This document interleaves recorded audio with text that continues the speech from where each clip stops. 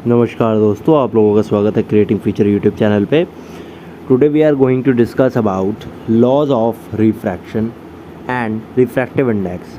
और ये दोनों ही टॉपिक काफ़ी ज़्यादा आपके लिए इम्पॉर्टेंट है। अगर आप एक 10th बोर्ड के स्टूडेंट हो या फिर आप एक 12th क्लास के एक स्टूडेंट हो तो ऑप्टिक्स के लिए भी काफ़ी इंपॉर्टेंट होता है ये टॉपिक, और आपकी लाइट के लिए भी काफ़ी इंपॉर्टेंट टॉपिक है। ध्यान से देखिएगा, काफ़ी ज़्यादा अच्छे से मैं ये रिफ्रैक्टिव इंडेक्स आपको समझाने वाला हूँ, आप कभी भूले ना। इसके लिए मैं आपके लिए कुछ इसमें एग्जांपल्स भी रखूँगा। So let's we have to start from laws of reflection. देखिए, हमने एक दो वीडियोस बनाई थी, मैंने आपको उसमें बताया कि रिफ्लेक्शन क्या होता है। रिफ्लेक्शन में आपको पता चला कि कोई भी सरफेस पे, चाहे वो प्लेन हो या कर्व्ड, लाइट आके स्ट्राइक करती है और फिर रिफ्लेक्ट होके वापस चली जाती है विथ समथिंग एंगल। वहाँ पे हमने कुछ लॉज पढ़े थे, तो वहाँ पे हमें पता चला कि जो इंसिडेंस एंगल होता है वो रिफ्लेक्शन एंगल के इक्वल बराबर होता है। हमने दूसरा नियम पढ़ा था कि जितने भी इंसिडेंट, रिफ्लेक्टेड और नॉर्मल होता है वो सभी एक प्लेन के ऊपर ही एग्जिस्ट करता है, ये भी हमने पढ़ा था। तो वहाँ पे हमने दो नियम पढ़े थे। सेम एज़ हमें रिफ्रैक्शन क्या होता है, अब रिफ्रैक्शन के ऊपर ही हमने पिछले दो वीडियोज़ हमने बनाए हैं। नहीं देखे तो देख लेना, या डिस्क्रिप्शन में लिंक प्रोवाइड कर देंगे, क्योंकि वो बिना पढ़े अगर आप रिफ्रैक्शन या रिफ्रैक्टिव इंडेक्स पे आते हो तो आपको बहुत ज़्यादा कन्फ्यूज़न होने वाला है यार। तो let's start with our two law. पहला नियम ये कहता है कि incident ray, refracted ray and normal to the interference of transparent media at point of incidence all lie in the same plane. यहाँ पे बहुत लोगों को गड़बड़ लगती है कि आखिर मतलब क्या है इस लाइन का। आ जाओ, यहाँ दिखाता हूँ। ये ग्लास स्लैब दिख रहा है, मैंने आपको इसी के थ्रू रिफ्रैक्शन का पूरा प्रोसेस समझाया था, और क्या होता है रिफ्रैक्शन यहाँ से आपको समझ में भी आ जाएगा। जैसे ही ये एयर ग्लास इंटरफेरेंस पे लाइट स्ट्राइक करती है, देखो यहाँ पे स्ट्राइक कर रही है, आपको देखने को मैं अब आपको कैसे दिखाऊं। मैं इस पॉइंट पे स्ट्राइक करेगी तो इस पॉइंट को हम क्या बोलेंगे, पॉइंट ऑफ इंसिडेंस। यहाँ पे लाइट स्ट्राइक करती है उस पॉइंट को हम बोलते हैं पॉइंट ऑफ इंसिडेंस। और यहाँ से आप देखोगे लाइट रिफ्रैक्ट कर गई, और देन जब वो इस दूसरे मीडियम पे फिर आई तो ये फिर से बेंड कर गई। यही तो है जो आपको समझना है। अब यहाँ पे आप देखोगे कि इंसिडेंट और रिफ्रैक्टेड दोनों ही एक इंटरफेरेंस पे लाई करेगा, और इसका नॉर्मल भी आपका एक ही इंटरफेरेंस पे लाई कर रहा है। यहाँ पे कोई कन्फ्यूज़न नहीं होनी चाहिए, क्योंकि ये काफ़ी ज़्यादा कुछ खास नहीं है इसमें। आपको बस समझाने के लिए मैंने एक बार आपको रिवाइज करवा दिया। अब इसका जो दूसरा नियम है ये काफ़ी इंपॉर्टेंट है दोस्तों। इसको जाना जाता है फिज़िक्स में स्नेल्स लॉ के नाम से। स्नेल्स लॉ क्या होता है आपको मैं बता देता हूँ। अब स्नेल्स लॉ होता क्या है, अब आप जब भी रिफ्रैक्शन होता है, कहीं पे भी हो सकता है रिफ्रैक्शन, आप जब भी एक लाइट दूसरे मीडियम में ट्रैवल करती है, एक मीडियम से दूसरे मीडियम में, तो बेंड होती है, पता होगा ये चीज़। तो हर केस में रिफ्रैक्टेड रे, इंसिडेंट रे, रिफ्रैक्टेड रे, इंसिडेंट रे का केस आपको देखने को मिलेगा। अब आपको एक चीज़ पता है कि आपने रिफ्लेक्शन में पढ़ा था कि angle of i is equals to angle of r. यहाँ पे ट्रिग्नोमेट्री थोड़ी सी लगती है। यहाँ पे हम जो साइन मतलब क्या है, यहाँ पे sinus of sin of i यानी angle of incidence upon sin of angle r always equals to some constant, किसी कांस्टेंट के बराबर होता है। अब ये जो कांस्टेंट होता है, ये जो भी कांस्टेंट होता है, इसको फिजिक्स की भाषा में रिफ्रैक्टिव इंडेक्स के नाम से जाना जाता है। ये बोला जाता है this constant value is called the refractive index of second medium with respect to first. ये बोला जाता है दूसरे मीडियम का ये रिफ्रैक्टिव इंडेक्स होता है पहले के मुकाबले। समझ पा रहे हो? You got it? तो यहाँ से अगर मैं कहूँ इसको क्या बोला जाता है, इसको बोला जाता है स्नेल्स लॉ ऑफ रिफ्रैक्शन। भूलने की नहीं चीज़ है, ये बहुत इंपॉर्टेंट चीज़ है। यहाँ पे आई जो है वो एंगल ऑफ इंसिडेंस है, और आर जो है वो एंगल ऑफ रिफ्रैक्शन है। कितना रिफ्रैक्ट हुई लाइट, एंगल, कितने एंगल से रिफ्रैक्ट हुई लाइट, वो होता है ये। तो इसका जो रेशियो होता है ये किसी कांस्टेंट के बराबर होता है। Got it? नाउ तो अब जिस टॉपिक का इंतज़ार था वो टॉपिक आपके सामने है, जिसको हम बोलते हैं refractive index.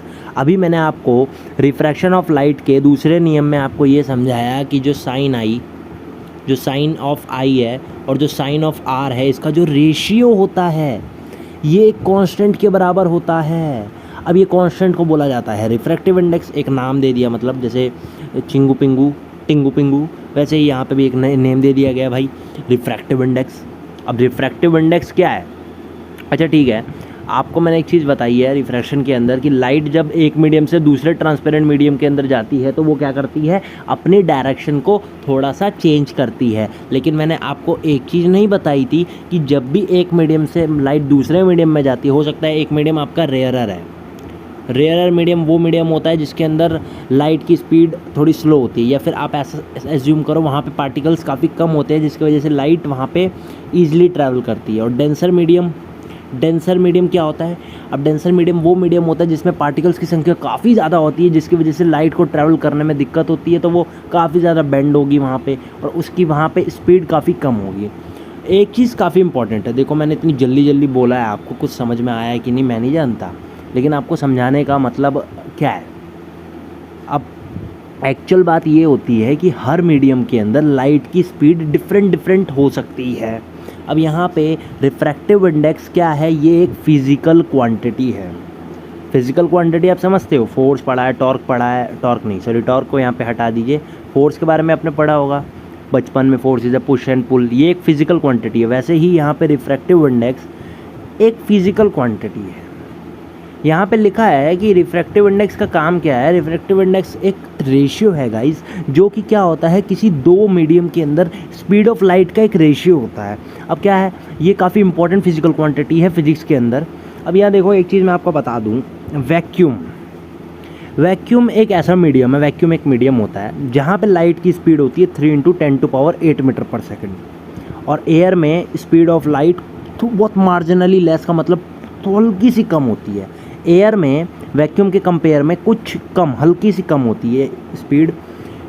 It reduce considerably in glass और वाटर। और ग्लास और वाटर के अगर हम कंपैरिजन में देखें तो ग्लास और वाटर की जो स्पीड होती है उसके अंदर लाइट की, वो काफ़ी कम होती है क्योंकि वो काफ़ी डेंसर मीडियम्स है, ओके, काफ़ी डेंस्ड मीडियम है।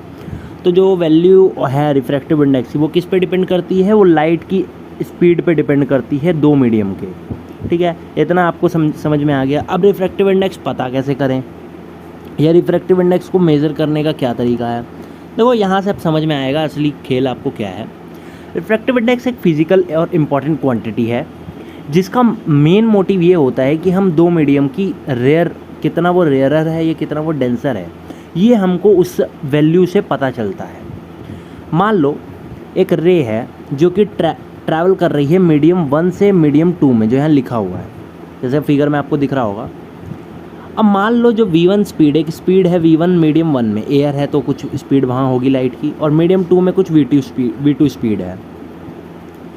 तो अगर मैं ये कहूँ कि अब आप ये देखो कि V1 is the speed of light in medium 1 and V2 is the speed of light in medium 2, तो जो रिफ्रैक्टिव इंडेक्स होगा मीडियम 2 का, ये हम ऐसा नहीं कि ऐसा लिखेंगे। देखो इसको लिखने का क्या तरीका होता है रिफ्रैक्टिव इंडेक्स को दिखाने का, हम n से दिखाते हैं। सबसे पहली बात, किसका रिफ्रैक्टिव इंडेक्स आप पता कर रहे हो, जैसे मेरे को पता करना है ग्लास का, मीडियम 2 का, तो आप पहले लिखोगे 2 नीचे, आपको इसको नीचे डालना होता है, और फिर आप किसके रेस्पेक्ट में देख रहे हो, आप ये देख रहे हो कि एयर के रेस्पेक्ट में ये कितना डेंस्ड है या फिर इसका रिफ्रैक्टिव इंडेक्स कितना है, तो आप आगे 1 लगाओगे, n21, ठीक है, n21। इसको आप एक और तरीके से दिखाते हो, अगर आपको अब रिफ्रैक्टिव इंडेक्स मैंने बताया कि ये रेशियो होता है स्पीड दो मीडियम के अंदर की स्पीड ऑफ लाइट का, आप इसको उल्टा कर देंगे considerably, V1/V2, speed of light in medium 1 upon में स्पीड ऑफ लाइट अपॉन में मीडियम 2। आप इन दोनों की स्पीड ऑफ लाइट का अगर रेशियो निकाल दो तो आपको रिफ्रैक्टिव इंडेक्स पता चल जाएगा, किसका, ग्लास का। मैं आपको ऐसे कुछ क्वेश्चंस करके दिखाऊंगा। देखो रिफ्रैक्टिव इंडेक्स एक ऐसी फिजिकल क्वांटिटी है जिसको हम किसी एक मीडियम के रेस्पेक्ट में, जैसे इसका मेरे को निकालना है तो मैं दूसरे मीडियम के रेस्पेक्ट में निकालूंगा। ठीक है, समझ रहे हो ना, ये चीज़ काफ़ी इजी हो सकता है आपके लिए समझना। ये जैसे एक फॉर्मूला हो गया। अब अगर मेरे को मान लो मैं आपसे एक क्वेश्चन पूछ रहा हूँ, मेरे को पता करना हो एयर मीडियम 1 का रिफ्रैक्टिव इंडेक्स, तो आप लिखोगे n12। क्यों? क्योंकि हमें 1 का निकालना है with respect to 2। With respect क्या है, उसको इज्जत दे रहे हैं। इज्जत देने का मतलब नहीं है, हम एक कंपैरिजन करते हैं। कंपैरिजन, रिफ्रैक्टिव इंडेक्स एक कंपैरिजन ही तो है दो क्वांटिटीज़ के बीच में, दो मीडियम के अंदर स्पीड ऑफ लाइट का बीच का। तो इसमें आप क्या कर दोगे, इसको उल्टा कर दोगे, V2/V1। कुछ नहीं है, बहुत सिंपल है। इतना इजी है क्या? हाँ, इतना इजी है। और इस टाइप के रिफ्रैक्टिव इंडेक्स आपने जो रिफ्रैक्टिव इंडेक्स निकाला ना, जब medium 1 if medium 1 is vacuum और air, then refractive index of 2 is considered to with respect to vacuum. इसको बोला जाता है absolute refractive index of medium. अगर मीडियम 1 जो पहला मीडियम है वो एयर या वैक्यूम है और दूसरा मीडियम कुछ भी हो, हम दूसरा मीडियम का रिफ्रैक्टिव इंडेक्स वैक्यूम के रेस्पेक्ट में लेते हैं, तब उस रिफ्रैक्टिव इंडेक्स को एब्सोल्यूट रिफ्रैक्टिव इंडेक्स भी बोला जाता है, जिसको हम N2 से दिखाते हैं। N2 से दिखाते हैं। जैसे मैं अभी आपको एक फॉर्मूला बताऊंगा यहाँ पे, इसका नाम याद कर लीजिएगा, एब्सोल्यूट रिफ्रैक्टिव इंडेक्स। ना आप जब आप आगे आइएगा, जैसे हम यहाँ पे मान लीजिए लाइट की स्पीड वैक्यूम में होती है c होती है लाइट की स्पीड एयर और वैक्यूम में, और v है आपका किसी मीडियम के अंदर लाइट की स्पीड। तो जो रिफ्रैक्टिव इंडेक्स होगा उस मीडियम के अंदर लाइट, उस मीडियम का रिफ्रैक्टिव इंडेक्स होगा वो होगा speed of light in air upon speed of light in that medium, यानी c/v।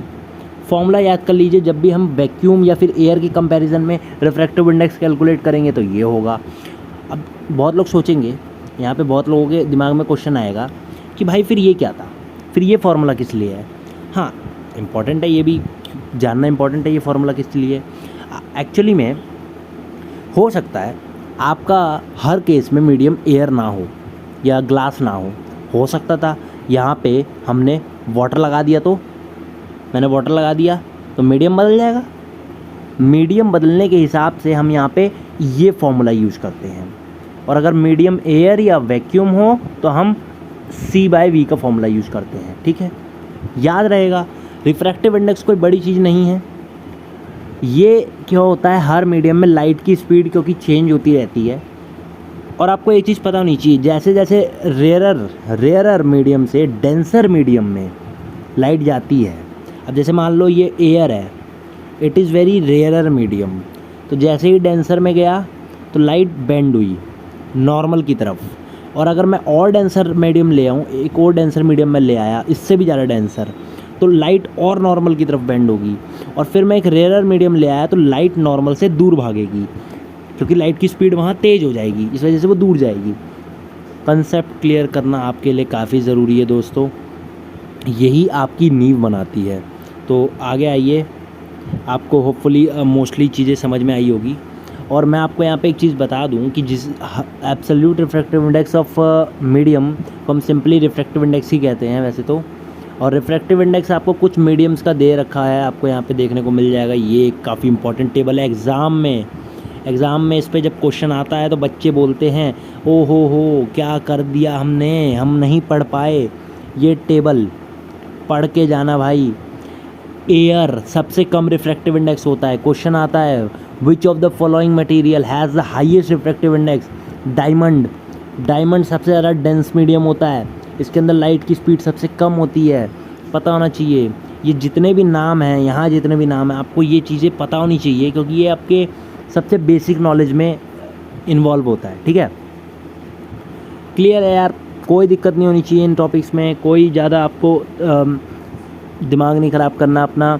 ये वीडियो का हम लोग यहाँ पे एंड करते हैं। हमने रिफ्रैक्टिव इंडेक्स आपके लिए क्लियर कर दिया, और अगर कोई भी डाउट हो जैसे रिफ्रैक्टिव इंडेक्स जैसे टॉपिक में, तो आप ज़रूर हमें बताएं, क्योंकि हमारा काम ही है आपको यहाँ पे कॉन्सेप्ट क्लियर करना। धन्यवाद दोस्तों, वीडियो लाइक करें, शेयर करें एंड सब्सक्राइब करें।